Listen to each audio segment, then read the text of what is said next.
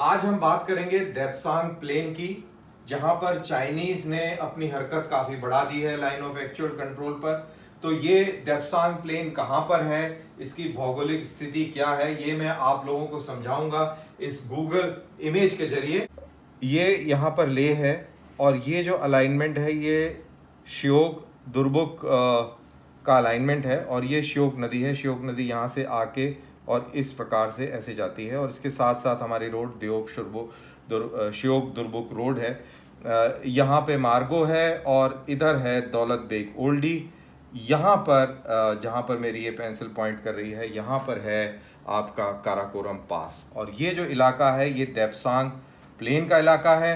ये इसी देप्सांग इलाके का एक और एनलार्जमेंट फोटोग्राफ है, सैटेलाइट इमेज। इसके अंदर ये डॉटेड लाइन है जो लाइन ऑफ एक्चुअल कंट्रोल को बता रही है।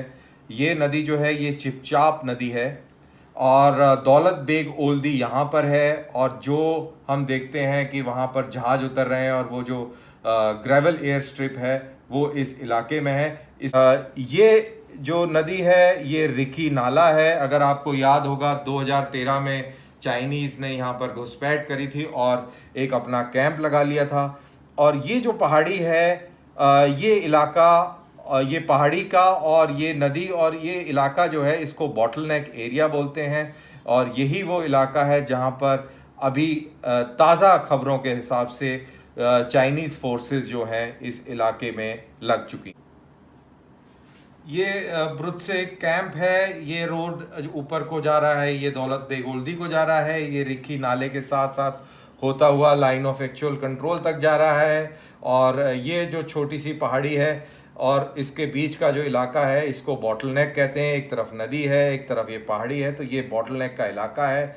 ये टेक्टिकली बहुत इम्पॉर्टेंट है, इसी की वजह से हमारे इस इलाके को एक नेचुरल प्रोटेक्शन मिलती है। और इस समय चाइनीज़ ने अपनी हरकत इस इलाके में बहुत बढ़ा दी है। यहाँ पर उनकी फ़ौजें डिप्लॉयड हैं और जाहिर सी बात है हम लोगों ने भी यहाँ पर डिप्लॉयमेंट कर दी है। तो ये अभी वो इलाका है जहाँ पर तनातनी काफ़ी बढ़ी हुई है।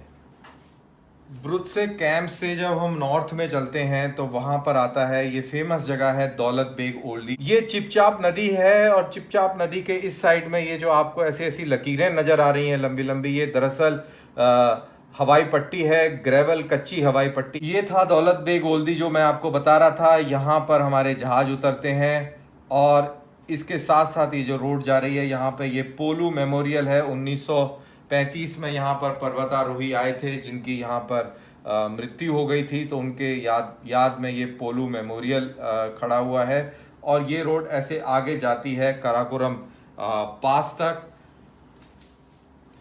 ये है वो रोड जो पोलू मेमोरियल से आगे की तरफ बढ़ रही है और ये है काराकोरम पास। आप देख सकते हैं कि ये जो पहाड़ी की जो छाया पड़ रही है और ये जो गैप पड़ रहा है ये है काराकोरम पास।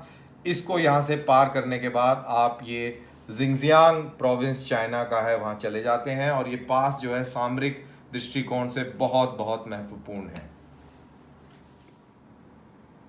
तो ये था पूरा देप्सांग का इलाका, उसकी क्या इम्पोर्टेंस है, वो कहाँ पर पड़ता है। और ये वो इलाका है जहाँ पर चाइनीज़ फौजें अभी इस समय बहुत बड़ी तादाद में इकट्ठी हो गई हैं और ये तनातनी का एक केंद्र बिंदु बन के निकल रहा है।